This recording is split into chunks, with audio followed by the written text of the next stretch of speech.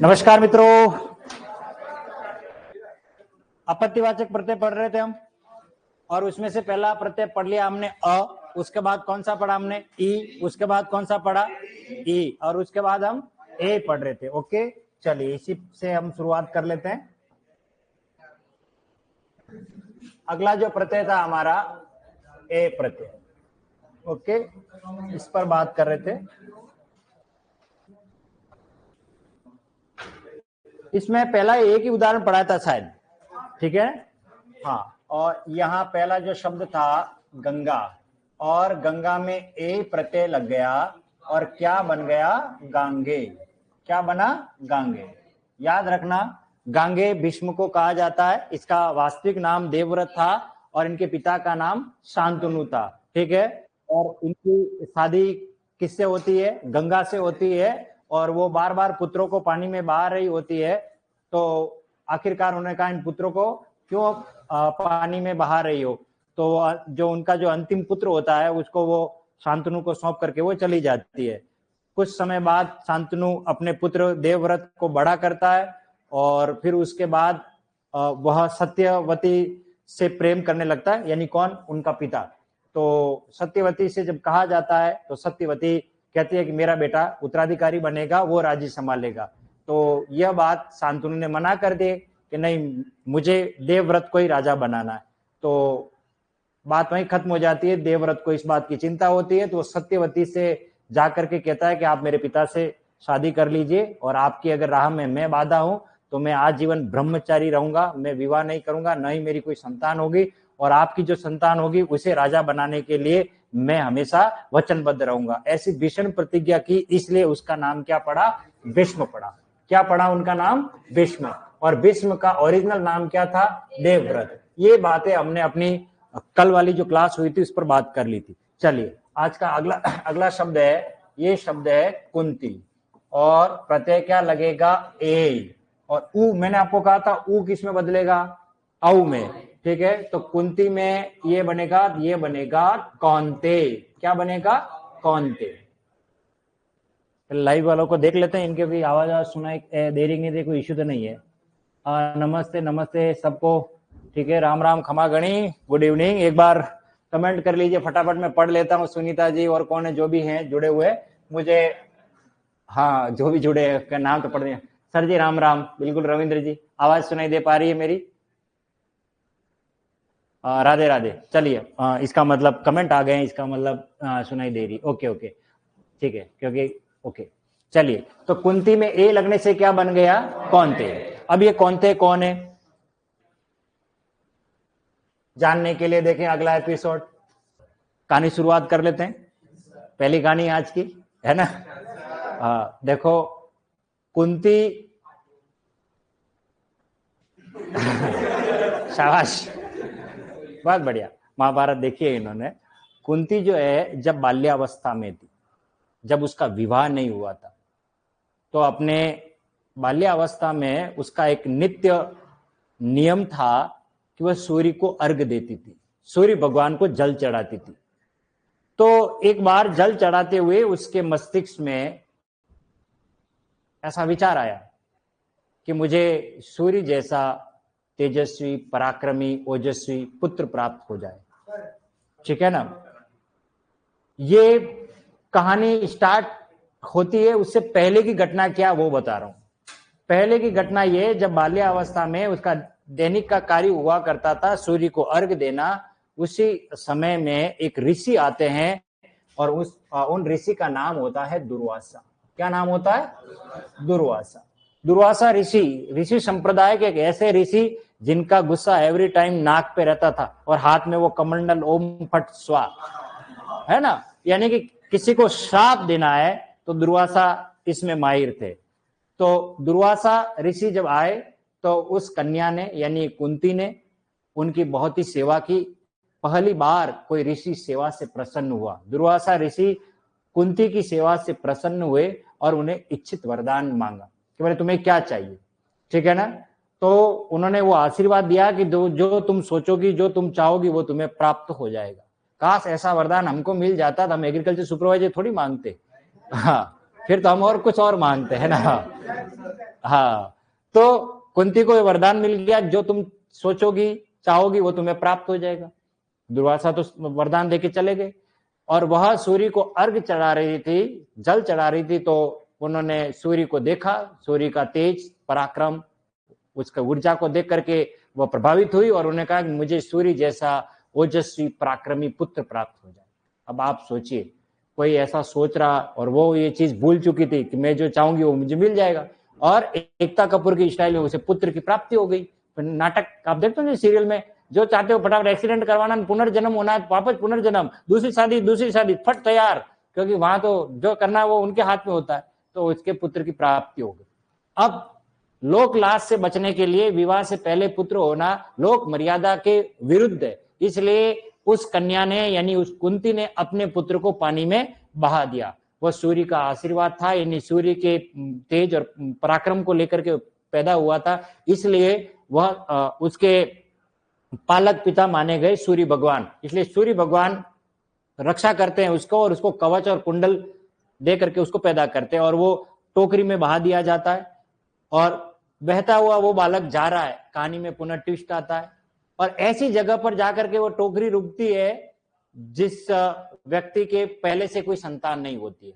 उस व्यक्ति का नाम होता है अधिरथ। क्या नाम होता है? अधिरथ। उसके कोई संतान नहीं होती है, वो सारथी का काम करता है, उसकी नौकरी थी, वो सारथी था। सारथी यानी रथ चलाने वाला, ठीक है ना, वो सारथी का ही काम कर, उसका धर्म यही था, सारथी धर्म। तो वह उस टोकरी को लेकर के आता है। उसकी पत्नी का नाम था राधा। क्या नाम था? राधा।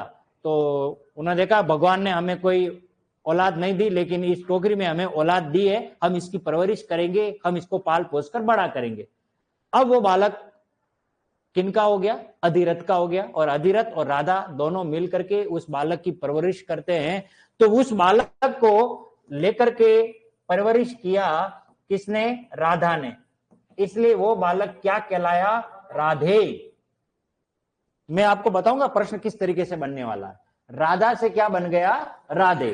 राधे कर्ण को ही कहा जाता है। किसको कहा जाता है? कर्ण को कहा जाता है। कौन? कुंती का पुत्र था, इसलिए वो कौनते कहलाया। राधा के पास गया, राधा ने उसकी परवरिश की, इसलिए वो क्या कहलाया? राधे कहलाया। यहां तक तो बात समझ में आ गई। अब वो बालक बड़ा हो गया। बालक बड़ा हो गया तो अब सभी की रहती है कि अब उसको स्कूल में एडमिशन दिलाएं, पढ़ना चाह रहा है। तो मम्मी लेके गए, पापा उसको लेके गए। उस बालक को तीरंदाजी में यानी धनुष विद्या सीखने में बड़ी रुचि थी। वह धनुर्धर बनना चाहता था, लेकिन वह सूत पुत्र था, सारथी पुत्र था, इसलिए उसको कहीं एडमिशन नहीं मिल रहा था। तो सबसे पहले वो गुरु द्रोण के पास गए, और उस समय तो यूनिवर्सिटी के किंग माने जाते थे गुरु द्रोण, है ना। उनके पास वो एडमिशन लेने गए, तो गुरु द्रोण ने मना कर दिया कि मैं सूत पुत्र सारथी पुत्र को नहीं पढ़ाता, क्योंकि मेरे क्राइटेरिया में आता नहीं है। क्योंकि उस समय ये वहां उनके पास जो सीमा दे रखी थी, क्योंकि ये किसी के वहां काम करते थे, तो वहां उनको राजपुत्रों को, ब्राह्मण पुत्रों को उन्हीं को ही सिखाने का दायित्व दिया गया था, इसलिए वो भी मजबूर थे, इसलिए उन्होंने मना कर दिया। समय बदल गया। गुरु द्रोण जिनको पढ़ा रहे थे वो कौन थे? पांडव। और कौन थे? कौरव। 25 साल तक उनको खूब पढ़ाया लिखाया, बढ़िया नेट स्लेट पीएचडी तक तैयार कर लिया। अब बच्चा होशियार हुआ है कि नहीं हुआ है? पांडव पांचों बढ़िया तैयार हुए कि नहीं हुए हैं? तो एक जगह आती है जिसको हम बोलते हैं रंगशाला। याद रखना, उस जमाने में ये रंगशाला एक प्रकार से एग्जामिनेशन हॉल हुआ करता था। जैसे आरपीएससी का एग्जाम होता है, हम परीक्षा देते हैं, जैसे और भी अपने कर्मचारी चयन बोर्ड का कोई एग्जाम होता है, हम एग्जाम देते हैं ना, उस समय का ये एग्जाम सेंटर हुआ करता था।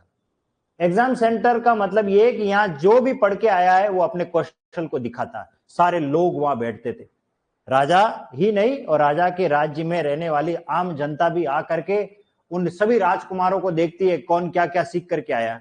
अर्जुन धनुर्विद्या सीख करके आया, भीम गदा सीख करके आया, गदा युद्ध करना, है ना, तो भाला युधिष्ठिर भाला चलाने में। तो इस तरीके से सब अपनी अपनी विद्याएं दिखाने का उनको मौका मिलता है। वो कहाँ मिलता है? रंगशाला में। तभी वहां पर एक मुनादी होती है, ऐसी कहा जाता है कि कृपाचार्य के द्वारा और गुरु द्रोण के द्वारा कि दुनिया का सर्वश्रेष्ठ धनुर्धर इस सभा में है तो सिर्फ अर्जुन और कोई नहीं है, कोई नहीं है। तभी वहां उस सभा में एक बालक खड़ा होता है और वो बालक कहता है कि इस दुनिया में अर्जुन श्रेष्ठ सर्वश्रेष्ठ धनुर्धर नहीं है मेरे होते हुए।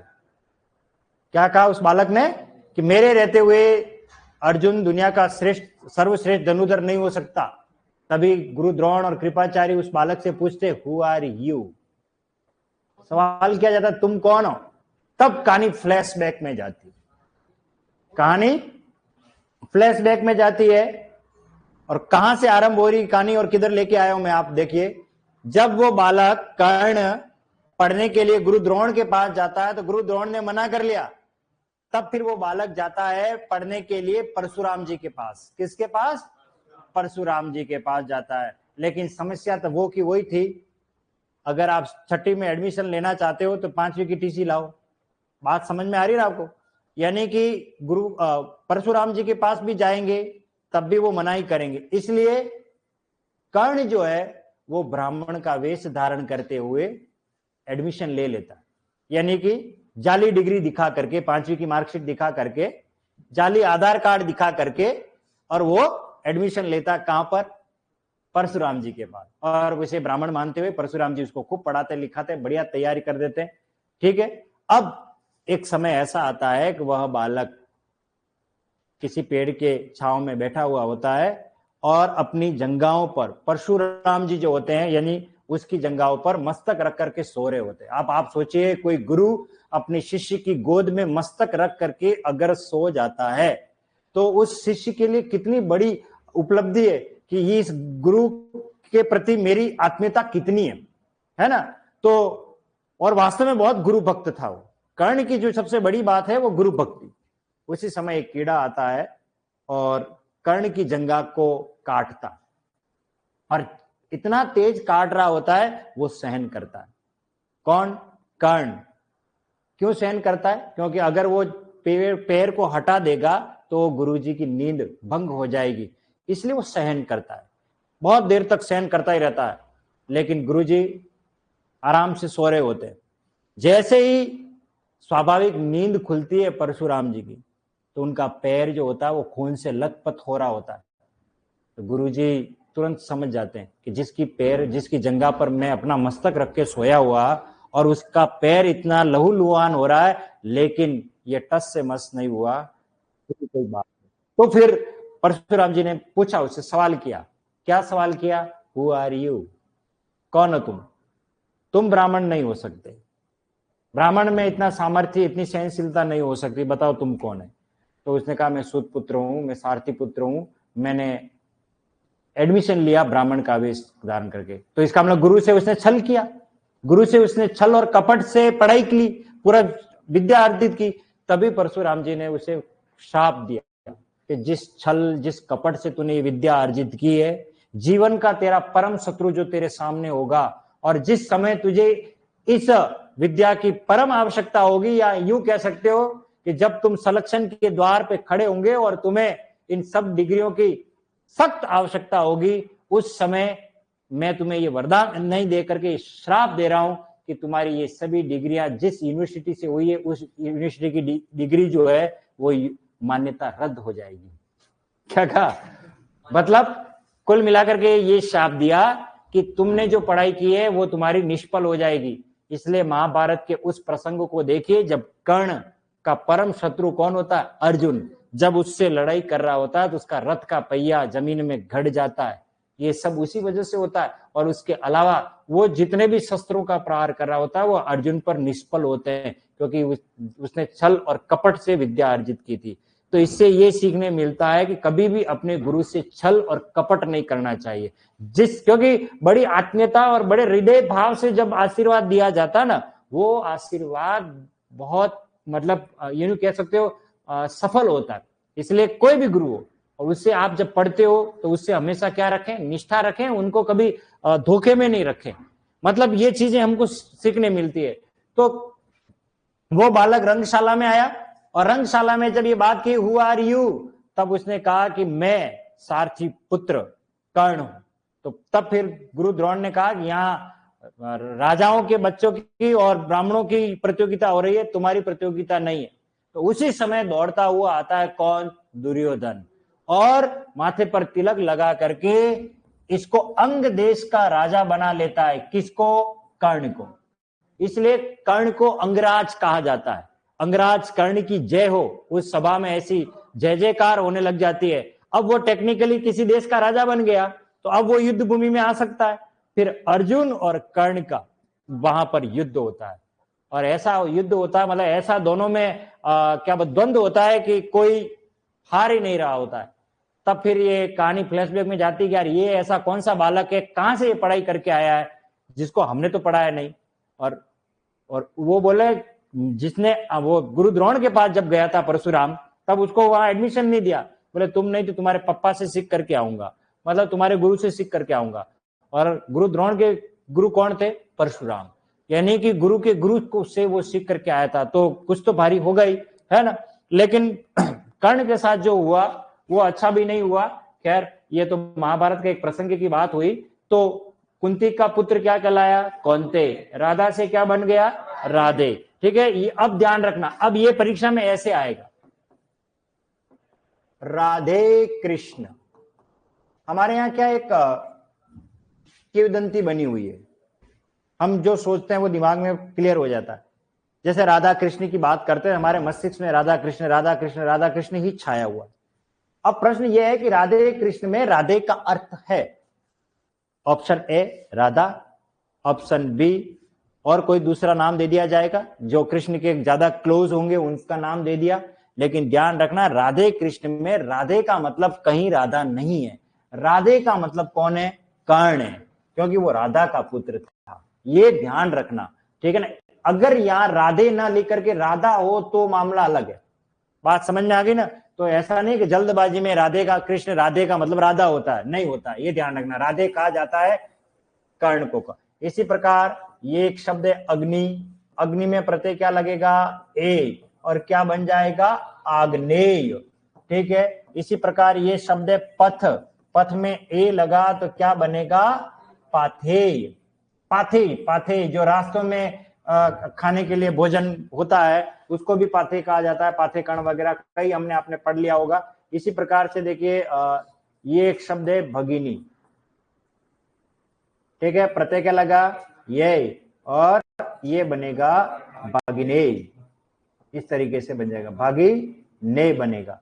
तो ऐसे शब्द बनेंगे। चलिए इसको लिख लीजिए आप, गंगा से गांगे, कुंती से कौन्तेय, ठीक है, और राधा से राधेय, अग्नि से आग्नेय।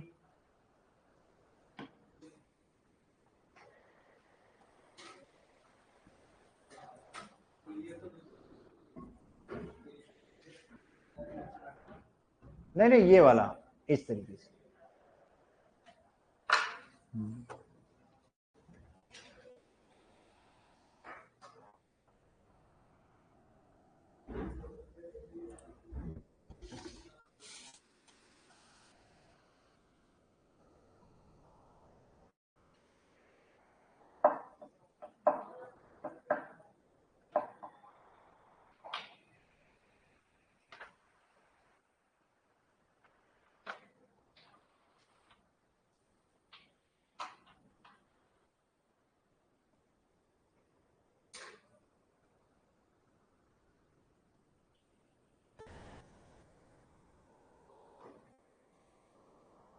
देखो एक शब्द और मैं आपको पढ़ा देता हूं, वैसे किसी बैच में पढ़ाया था और बाकी बैच में नहीं पढ़ाया मैंने, आपको पढ़ा देता हूं। ये शायद पुरानों वालों को तो नहीं पढ़ाया मैंने।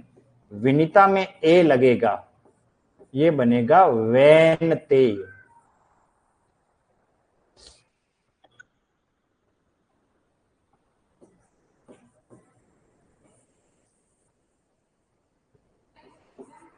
ये ऐसे नहीं लिखना आपको, दोनों मान्य है। वैसे ज्यादा ये सही है, ये भी सही है, ठीक है, दोनों भी सही है। लेकिन इसका मतलब क्या ये जानना जरूरी। वैनते कहा जाता है गरुड़ को। किसको कहा जाता है? गरुड़ को, ध्यान रखना, ठीक है ना। वैनते या वैनिते दोनों भी मान्य है। विनीता से बनता है वैनते। इसमें भी ए प्रत्यय। चले आगे।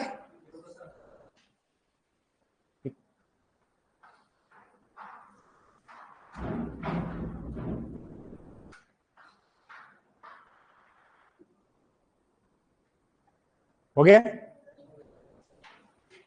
चलिए अब अंतिम प्रत्यय हमारा बचा है एक काम का, उसको पढ़ लेते हैं, बाकी अय और अयन को पढ़ने की आवश्यकता नहीं है। ठीक है। यह प्रत्यय, अब यहां एक सावधानी रखनी है, यह प्रत्यय भाववाचक संज्ञा में भी प्रयुक्त होता था। जैसे ललित में यह लगा लालित्य, बात समझ में आ गई, लेकिन वो संतान का बोध नहीं करा रहा था। ठीक है। इसी प्रकार यह प्रत्यय संतान का बोध कराता है। वहां वो कैसे, देखिए ये दिति और ये एक शब्द अदिति, ये ध्यान रखना, ये आरपीएससी में आया हुआ है। दिति और अदिति ये दोनों बहनें। ठीक है। दिति में प्रत्यय लगेगा य, तो ई बदलेगा आई में और दिति से बन जाता है दैत्य। याद रखना, दैत्य राक्षसों को कहा जाता है, यानी राक्षसों की मम्मी कौन है, दिति। और अदिति में क्या लगेगा य, और ये बनेगा आदित्य। क्या बनेगा, आदित्य। आदित्य कहा जाता है सूर्य को और आदित्य कहा जाता है देवताओं को, अर्थात देवताओं की मम्मी का क्या नाम है, अदिति। बात समझ में आ गई। तो दिति और अदिति। इसी प्रकार से देखिए आपने ये शब्द नहीं पढ़ा होगा, चाणक, बहुत से में पढ़ा भी होगा। चाणक में यह लगेगा, क्या बनेगा, चाणक्य। चाणक्य, विष्णुगुप्त चाणक्य, जानते हो चाणक। तो चाणक्य के पिता का क्या नाम था, चाणक, चाणक पुत्र चाणक्य। इस तरीके से चाणक में यह लगा, क्या बना, चाणक्य। इसी प्रकार से एक ऋषि हुए हैं शंडिल ऋषि, ये नाम है, जैसे भृगु ऋषि हुए वैसे, और प्रत्यय क्या लगा य, और ये बन जाएगा शांडिल्य। ये ब्राह्मणों की गोत्र है, ये ध्यान रखना, शांडिल्य। इस तरीके से शांडिल में यह लगने से क्या बनेगा, शांडिल्य। शायद आपके उसमें उस बुक में आपने गलत लिखा, कल मैंने देखा, उसको आप करेक्ट कर देना। ठीक है। तो शांडिल में यह लगा, क्या बनेगा, शांडिल्य। चलिए इसको लिख लीजिए एक बार। दिति में यह लगा तो दैत्य, अदिति में यह लगा आदित्य, और शांडिल में यह लगेगा तो शांडिल्य।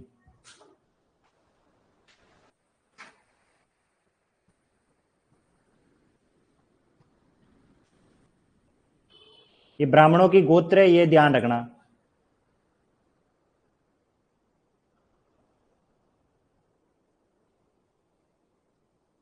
मित्र, मित्र में ए प्रत्यय लगेगा तो मैत्रेय बन जाएगा।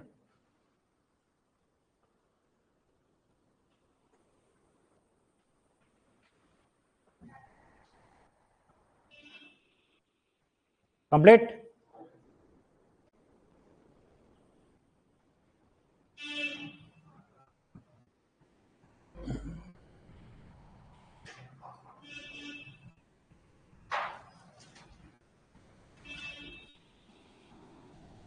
ओके।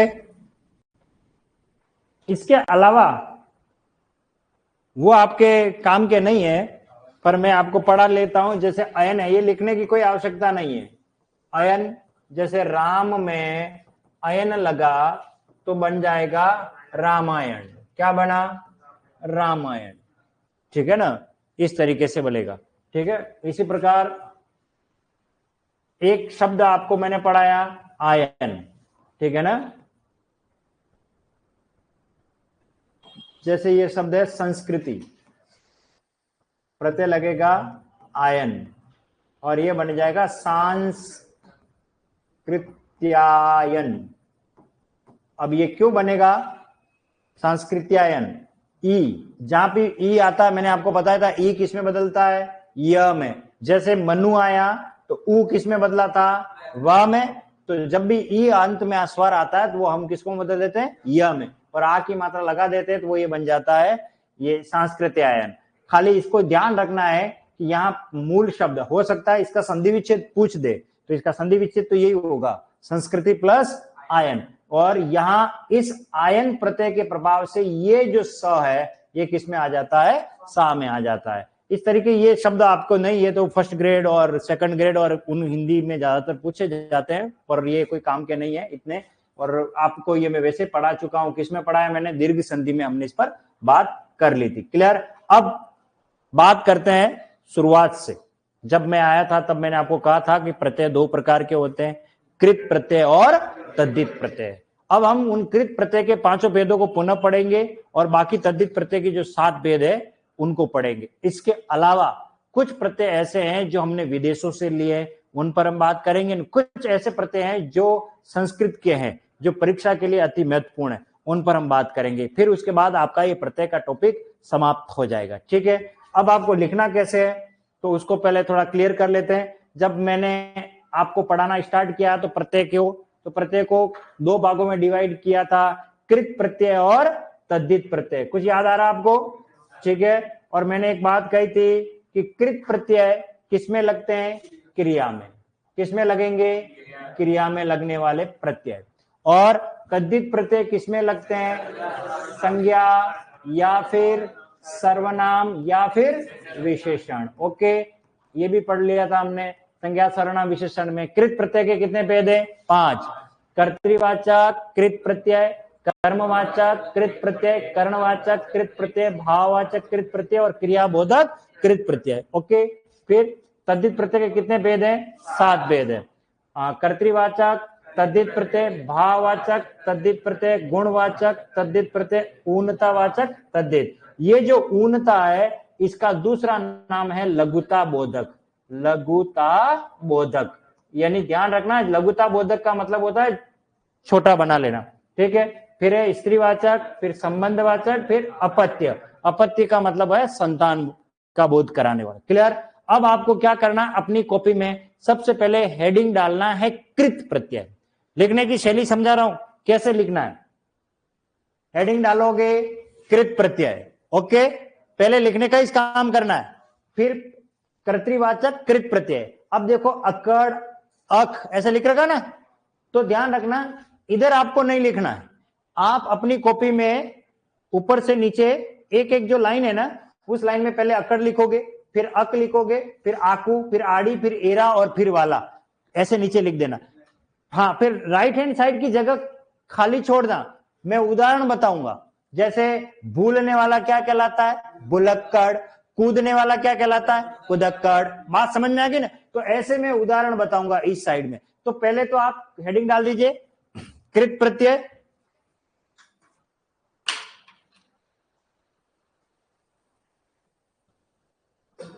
सारे लिखने का काम कर लो पहले, फिर अपन उदाहरण बाद में लिखेंगे।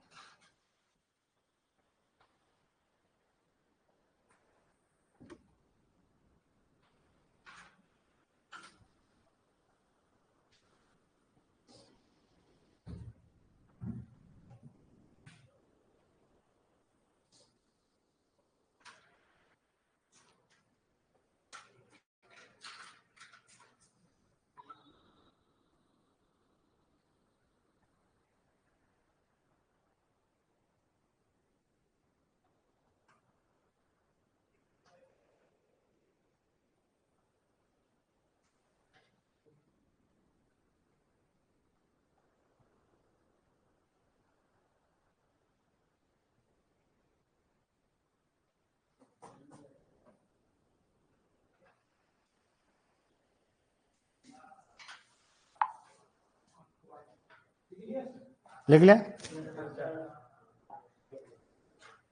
अगला हेडिंग डाल दीजिए कर्मवाचक कृत प्रत्यय, जिसमें उदाहरण लिखना है ओना।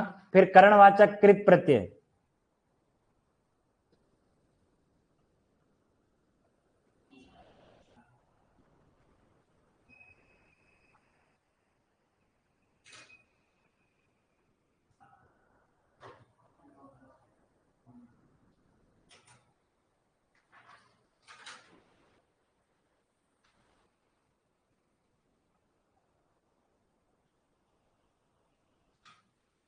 कर्मवाचक कृत प्रत्यय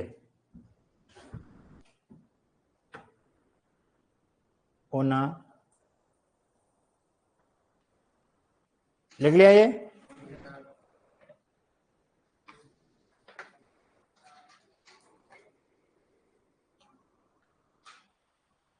चले आगे।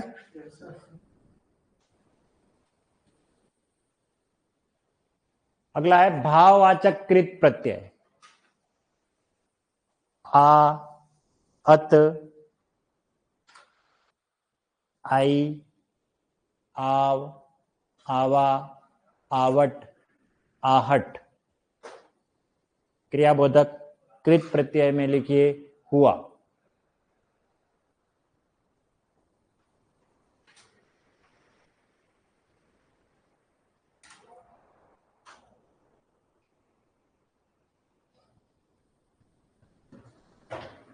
ये नहीं भी पढ़ो तो भी चलेगा, आज दिन तक कभी परीक्षा में नहीं आया और नहीं आने वाला है, बहुत आसान है। चलता हुआ, खाता हुआ, पीता हुआ, आता हुआ, जाता हुआ, तो ये नहीं आता है। खाली अपन को ये जानना है कि क्रियाबोधक प्रत्यय होता है जो क्रिया की कंटिन्यूटी को बताता है।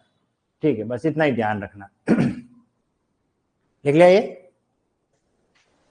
भाववाचक यानी वे प्रत्यय जो क्रिया में लगने के बाद किसी भाव का बोध कराएंगे, भाववाचक शब्द का निर्माण करेंगे।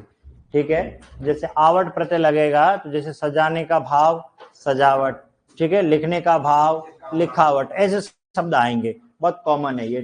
ठीक है, चलें आगे। अब हेडिंग डाल दीजिए एक लाइन छोड़ करके, तद्धित प्रत्यय। कृत प्रत्यय के हमने पांचों भेद पढ़ लिए, अब इसमें हेडिंग डाल दीजिए। सब उदाहरण बाद में लिखवाने वाला हूं, पहले आप उस प्रत्यय के अंदर हम कौन कौन से प्रत्यय पढ़ने वाले हैं वो लिखना आप। ठीक है, तद्धित प्रत्यय में लिख लीजिए कर्तृवाचक तद्धित प्रत्यय, आ, इया, एरा, एत, ची, बान और वान दोनों साथ में ही लिख देना, वाला और दार। ठीक है,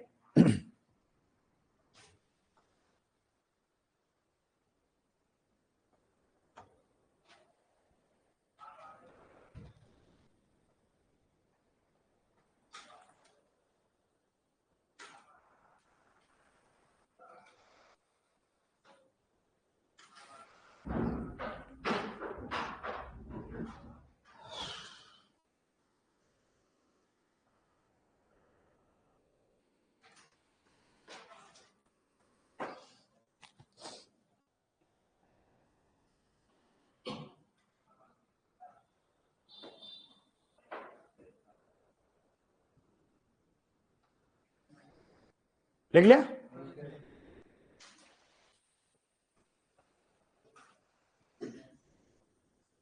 चलिए नेक्स्ट लिखिए,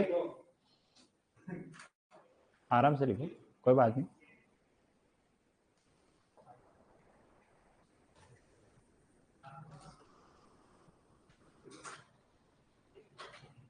भाववाचक तद्धित प्रत्यय, एक एक लाइन छोड़ते रहो और हेडिंग डाल दो भाववाचक तद्धित प्रत्यय, आई, आस, ई, ता और य।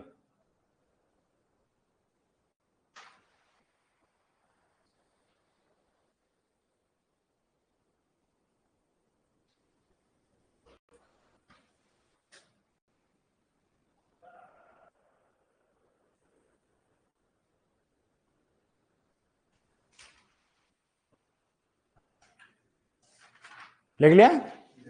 चलिए नेक्स्ट अगला लिख लीजिए गुणवाचक तद्धित प्रत्यय। इसके अंदर आ, इला, इमा, इन, ईय, ई, तन, आलू, इक, इस तरीके से ये प्रत्यय हैं हमारे, इनको भी लिख लीजिए।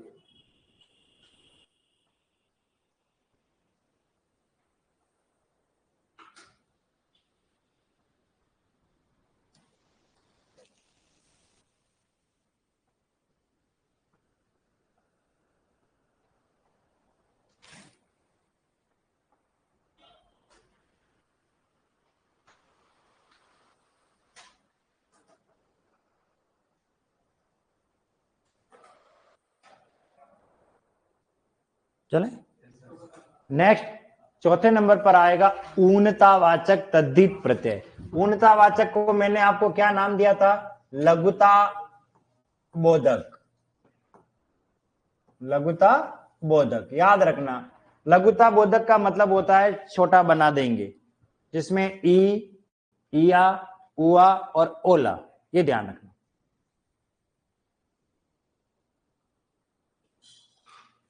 लिख लिया ये?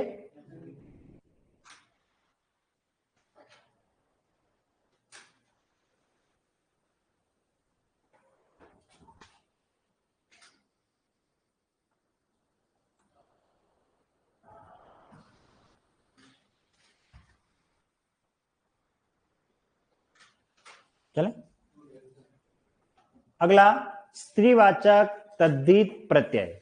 स्त्रीवाचक या स्त्रीबोधक दोनों एक ही बात है। अगर परीक्षा में स्त्रीवाचक ना मिले आपको ऑप्शन में और वो स्त्रीबोधक भी लिख देवे तो एक ही अर्थ है इसका, अर्थात स्त्री का बोध कराने वाले,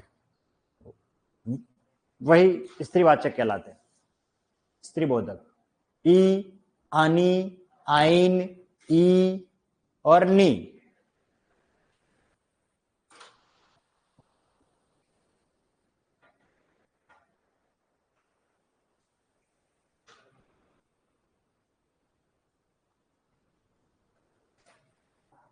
लिख लिया? चलिए छठे नंबर पे आ जाइए, संबंधवाचक प्रत्यय। संबंध यानी जो रिश्ते का बोध कराएंगे, आल और एरा। बहुत सटीक नोट लिखवा रहा हूं, इससे कहीं बाहर जाने की संभावना नहीं है। इन्हीं को ही पढ़ना है, 2-4 बार पढ़ लेना। देखना किसी भी कंपटीशन में आपको प्रत्यय से संबंधित अगर प्रश्न मिलने वाले तो इनमें से मिल जाएंगे आपको। बहुत से आप प्रश्नों के उत्तर यूं सरल करने लग जाओगे। बस प्रश्न कैसे सरल करना है ये हमें समझना। क्लियर है? लिख लिया? संबंध, रिश्ते का बोध कराने वाले। और अंतिम हमारा अपत्यवाचक तद्धित प्रत्यय, अ, ई, ए, य।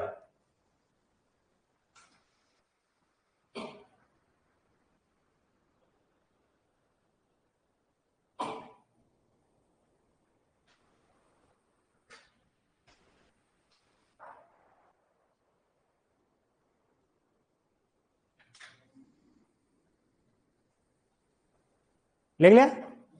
अब देखिए ये प्रत्यय तो 5 और 7 दो भागों में हम पढ़ने वाले थे, ठीक है ना।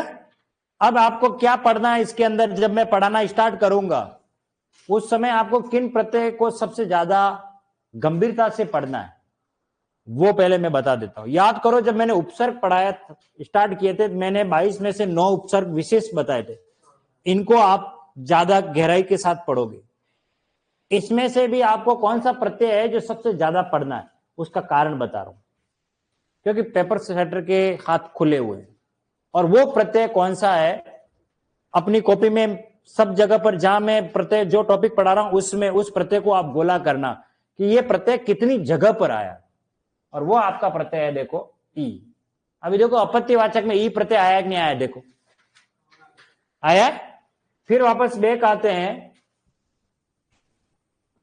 स्त्रीवाचक में ई प्रत्यय आया कि नहीं आया, ई, शाबाश। फिर वापस आओ, ऊनतावाचक में ई प्रत्यय आया कि नहीं आया, वेरी गुड। फिर वापस आओ, गुणवाचक में भी ई प्रत्यय आया कि नहीं आया, आया, ओके। फिर भाववाचक में ई आया कि नहीं आया, आया। बात समझ में आ गई? चलिए देखो इसको ई कितनी जगह पर आया, हा? 5 जगह पे।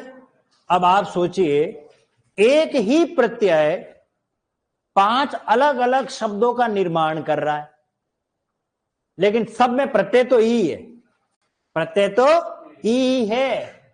इसका मतलब पेपर सेटर आपको ये पूछेगा ई प्रत्यय को लेकर के उसके लिए 5 अलग अलग भेद दिमाग में। वो आपको ऊनतावाचक के ई प्रत्यय में कहीं दूसरा अपत्यवाचक प्रत्यय भी पूछ देगा, तो और पूछे कि बताइए प्रत्यय प्रयोग के आधार पर अन्य 3 से भिन्न कौन है। उस समय हम समझ ही नहीं पाएंगे क्योंकि सब में ई प्रत्यय ही लगा हुआ है, सब में ई प्रत्यय। जैसे उदाहरण देके बताता हूं, ढोलकी, पहाड़ी, प्याली, पार्वती, इन सब में कौन सा प्रत्यय है, ई प्रत्यय। लेकिन ढोलकी, पहाड़ी और प्याली ये सभी लघुता बोधक यानी ऊनता बोधक ई प्रत्यय से बने, लेकिन पार्वती पर्वत में ई प्रत्यय लगने से बना जो संतानवाचक है, अपत्यवाचक है, तो वो अन्य 3 से भिन्न हो गया। बात समझ में आ गई? तो हो सकता है वो आपको भाववाचक वाले में 3 भाववाचक देवे और 1 गुणवाचक वाला दे देवे, या एक 3 गुणवाचक देवे और 1 भाववाचक दे दे। तो ये हमें निर्णय करना है कि कौन अन्य से भिन्न है। प्रत्यय तो सब में एक ही होगा। इन ई प्रत्यय को आपको बड़ी गंभीरता से इसको पढ़ना है। बात समझ में आ गई? चलिए इसके अलावा हम बात करते हैं हमारे इन प्रत्यय पर। ये प्रत्यय तो आपके 7 भेद और 5 भेद की बात हो गई। अब इसके अलावा कुछ प्रत्यय ऐसे हैं जो सबसे वेरी मोस्ट इंपोर्टेंट की श्रेणी में आते हैं, जिन्हें हम नजरअंदाज नहीं कर सकते कंपटीशन के दौर को देखते हुए। उसको हम दो कैटेगरी में डिवाइड करते हैं, विदेशी प्रत्यय और संस्कृत प्रत्यय, जो पढ़ने जरूरी है। और उसमें हेडिंग डालो सबसे नंबर 1 पे संस्कृत प्रत्यय, संस्कृत प्रत्यय। और इसमें अभी सेट के एग्जाम में भी आए इनमें से प्रश्न, तो तव्य, त्र, य, ईल, क, मै, ल, तम।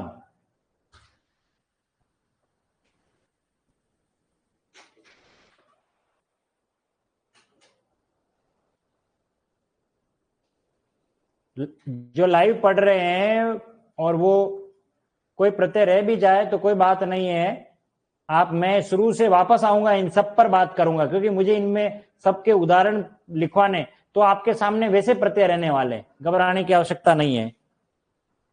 कोई अगर प्रत्यय छूट भी जा रहा है, आप लिखना भी भूल गए हैं, तो मैं वापस जब पढ़ाऊंगा तो ये इसी से ही पढ़ाने वाला हूं, ठीक है। तव्य, त्र प्रत्यय, य, ईल, क, मै, ल और तम। इसके आगे देखिए और भी है, शाली, आस्पद, कर, चर, ग, ज, जा, द, पूर, इनी और धर।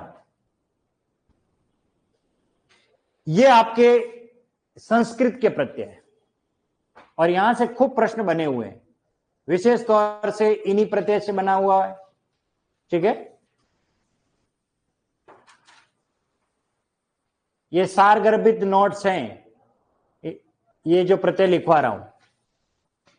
चलें आगे। बहुत से तो बहुत आसान है, कोई ज्यादा दिमाग नहीं लगाना है। चलो, अब है विदेशी प्रत्यय, अरबी और फारसी, विशेष तौर से इंदा, कार, गर, गार, ची, नाक, मंद, दार, पोष, ताज, बाज, आबाद, गाह, दान, स्थान।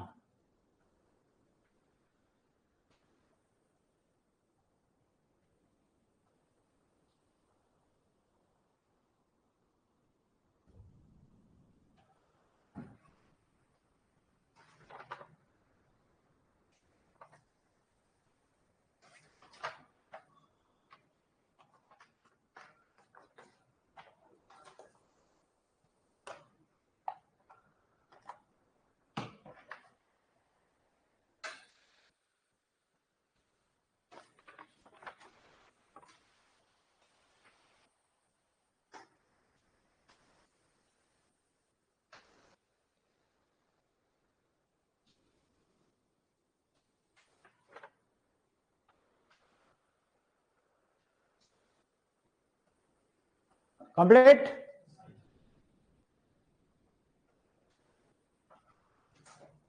ओके, अब आप आ जाइए सबसे पहले नंबर वाले प्रत्यय वाले भाग पर, जहां हमने पढ़ा था कृत प्रत्यय। और कृत प्रत्यय पे आ जाइए सबसे पहले अक्कड़। देखो सीधा सा कंसेप्ट है, पूरा दिमाग में लेके चलना। जो भी शब्द बोलने वाला हूं वो क्रिया के इर्द गिर्द ही है। पहला प्रत्यय क्या लिखा है? अक्कड़, ठीक है। इनमें से इसकी हेडिंग पढ़िए, क्या लिखा है? कर्तृवाचक। कर्तृवाचक का मतलब वे प्रत्यय जो क्रिया में लगने पर किसी काम के करने वाले का बोध कराने वाले, ठीक है। जैसे भूलना एक क्रिया, लेकिन भूलने वाला क्या कहलाएगा? भुलक्कड़। बात समझ में आ गई? कूदना एक क्रिया है, लेकिन कूदने वाला क्या कहलाता है? कुदक्कड़। नाचना एक क्रिया है, नाचने वाला नचक्कड़। क्या कहलाता है? नचक्कड़। आपने ये कभी सुना नहीं होगा नचक्कड़ क्या होता है। आपने कुदक्कड़ सुना होगा, आपने बुलक्कड़ सुना होगा, इवन आपने पियक्कड़ भी सुना होगा। बड़ा पियक्कड़ आदमी है ये, सारे दिन पीता ही रहता है। हाँ, पीना क्रिया, पीने वाला क्या कहलाता है? पियक्कड़। नचक्कड़ का मतलब है जो एवरी टाइम नाचता ही रहता है, जिसका पैशन है। पैशन का मतलब जिसके दिमाग में डीआईडी का भूत सवार हो। डांस इंडिया डांस होता नहीं होता? जैसे कोई कंपटीशन की तैयारी करता है, तो कोई गेम्स की तैयारी करता है, जिसके खून में गेम्स रच बस जाता है, ठीक उसी तरह जो डांस की प्रैक्टिस करने वाला होता है, जिसका पैशन ही डांस है, जिसका भविष्य ही डांस में, तो वो अगर मंजन भी करने जाएगा बाथरूम में, तब हाथ में टूथपेस्ट होगा, ओ यस ऐसा करेगा। और किचन में जाएंगे, मम्मी खाना देगी तो हाथ में थाली कटोरी होगी, तो वो कटोरी का ओ यस आने दो, ऐसा।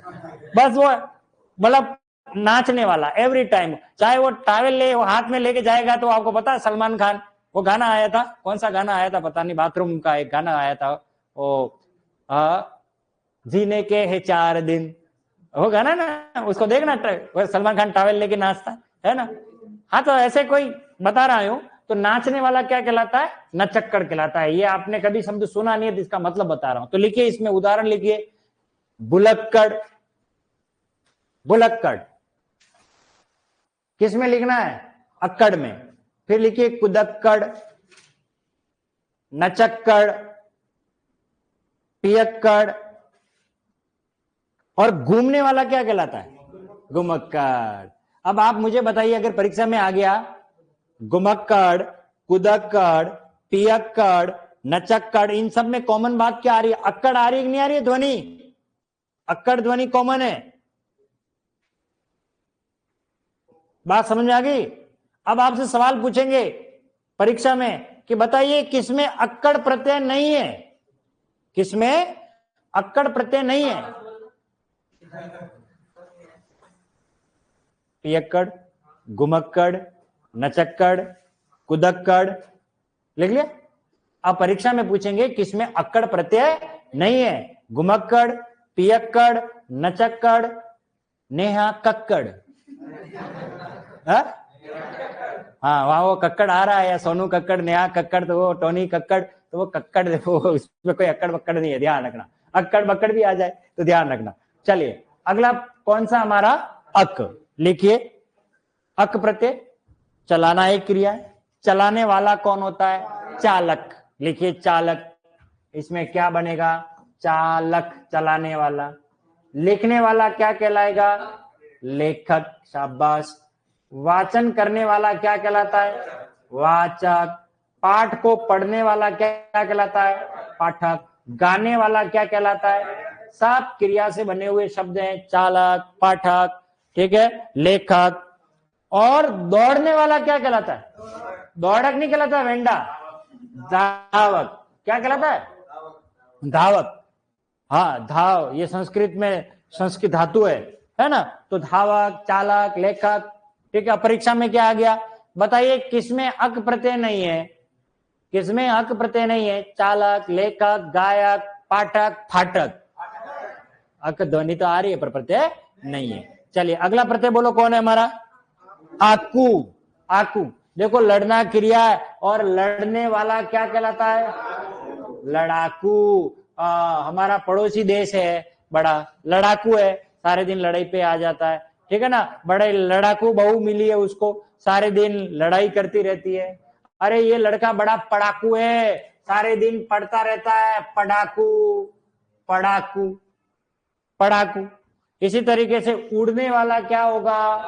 उड़ाकू। उड़ने वाला उड़ाकू। अरे ये लड़का बड़ा उड़ाकू है, थोड़ी देर पहले तो सूरजपोल था, अभी ये उदयापोल आ गया। अरे ये चेटक में भी मिल गया, अरे ये तो रॉयल में भी मिल गया, बड़ा उड़ाकू लड़का, पता नहीं जहां जाओ वहीं उड़ के आ जाता है ना। उड़ाकू यानी उड़ने वाला। अब परीक्षा में आएगा कि किसमें आकू प्रत्यय नहीं है, ऐसा पूछेंगे।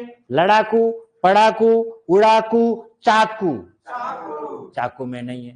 किसमें आकू प्रत्यय नहीं है? लड़ाकू, पढ़ाकू, उड़ाकू, डाकू। डाकू में नहीं है। बस ये चीज समझनी है इसमें। चलिए अगला क्या आ रहा है? आड़ी। खेलने वाला कौन होता है? यस, खिलाड़ी भैया। अनाड़ी नहीं है, विंडा। हाँ, खिलाड़ी में तो खेल, खेलना क्रिया है, ठीक है, खिलाड़ी। इसी तरीके से अब आ जाओ आगे, प्रत्यय, सॉरी, अरे एरा। अब रुको इस मिनट, एरा किधर आ रही है? अरे क्रिया में आ रहा ना? हाँ, आपकी कॉपी में देखो, मुझे यहां मत देखो, मैं बता रहा हूं आपको कौन सा प्रत्यय ज्यादा सावधानी से पढ़ना है, वो बता रहा हूं मैं तो। फिर आओ, ये देखो एरा यहां पे आ रहा है तद्धित प्रत्यय में, फिर वापस आ जाइए संबंधवाचक में। ये रिश्ता क्या कहलाता है? Era era. कितनी जगह पे आया एरा? 3 जगह पर। और 3 जगह पर आया मतलब 3 ही अलग अलग शब्दों का निर्माण करने वाला। कहीं ममेरा मिलेगा, कहीं सपेरा मिलेगा, कहीं बसेरा मिलेगा। प्रत्यय तो एरा ही है पर शब्द अलग है, इसलिए इस प्रत्यय को बड़ी गंभीरता से पढ़ना है। ओके, चलिए आ जाइए। तो एरा में उदाहरण लिखो। एरा में उदाहरण लिखिए, बसेरा, बसेरा, लुटेरा, लुटेरा, और एक और लिख लो कमेरा, कमेरा। बात समझ में आ गई? कमेरा का मतलब लिख देना काम को करने वाला। हो सकता है कभी भविष्य में इस पुस्तक को कोई और पढ़े और उस समय उसको पता ही नहीं पड़ेगा ये कमेरा होता क्या, कहीं कैमरा लिखते लिखते कहीं कमेरा तो नहीं लिख दिया। तो कमेरा का मतलब काम को करने वाला। बात समझ में आ गई? ठीक है, चलिए अगला प्रत्यय कौन सा हमारा? वाला।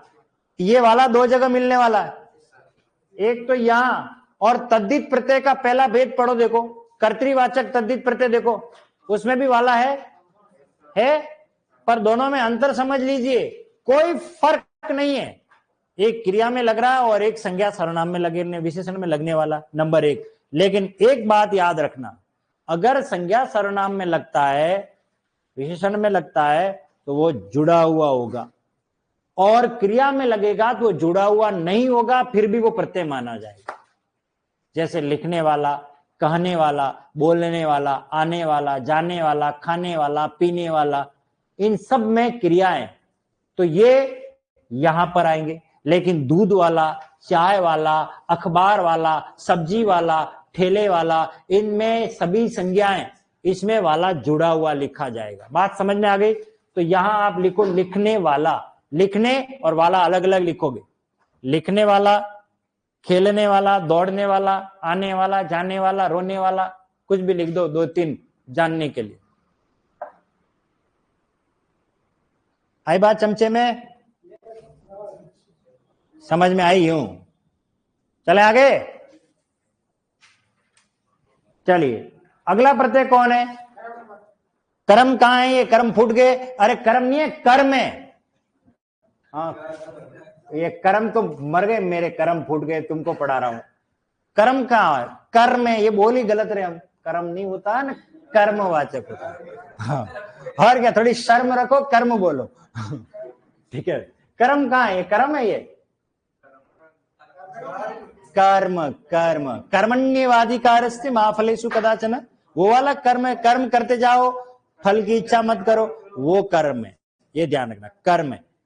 इसका तद्भव है कर्म। इसका तद्भव क्या होता है? कर्म। तो कर्मवाचक नहीं बोलना, कर्मवाचक है। और ये क्रम अलग है। चलिए सभी लड़के क्रम में बैठिए, पंक्ति में बैठ के, क्रम सीक्वेंस में। तो ध्यान रखना, हिंदी में बहुत फर्क होता है, हम बोलते क्या क्या पता हम क्या बोलने लगे। तो शब्द क्या आ रहा है हमारा? ओना। ठीक है, जैसे बिछाने के काम आने वाला बिछौना, तो लिखिए उदाहरण बिछौना, बिछाने के काम आता है ये आपका, लिख लो एक बार तो, बिछौना, बिछौना। ठीक है, बिछौना। खेलने के काम आने वाला खिलौना। ओके, अगला आ जाओ, करण। करण यानी साधन। पहला कौन है? अन्न। तो अन्न में लिखो बेलने के काम आने वाला बेलन, बेलन, बेलन। ठीक है, ढांकने के काम आने वाला ढक्कन, तो ढकना क्रिया है, और ढक्कन। अगला देखो क्या लिखा है इसमें? नी। ठीक है, कतरना क्रिया है, कतरने के काम आने वाली कतरनी, कैंची, सीजर, कतरनी। ठीक है, कतरनी लिख लो आप तो फिलहाल तो। ओढ़ने के काम आने वाली ओढ़नी, उड़ उड़ जाए, है ना, ओढ़नी। छानने वाली, हाँ छननी लिख दो, छननी। और फूंक मारने वाली फूंकनी। जानते हो फूंकनी? बुंगली, वो गांव में चूल्हा होता है और वो लकड़ी का, और फिर वो धुआं होता है, फिर वो पाइप होता है ना, उसको बोलते फूंकनी। कुछ कुछ लोग क्या करते हैं, ये लाइट फिटिंग का पाइप होता है प्लास्टिक का, हाँ, वो उसको भी काट के भूंगली बना देते, पर उनको पता नहीं है उसको ज्यादा लागे ले जाओगे गर्म हो जाएगी और बेचारी पिघल के नीचे गिर जाएगी, इसलिए वो लोहे की होती है। किसकी होती है? लोहे की। फूंक मारने वाली फूंकनी, और सूंघने के काम आने वाली सूंघनी, उसे कहते हैं नस्वार। अब क्या है, यही खत्म करेंगे बात, बाकी अपनी बात करेंगे कल। तो फिलहाल ये सूंघनी के कंसेप्ट को समझ लीजिए। सूंघनी, सूंघने के काम आने वाली क्या होती है, जानने के लिए देखें अगला एपिसोड। इस कहानी को हम बरकरार रखेंगे, ठीक है। हाँ, कर्मवाचिनी है।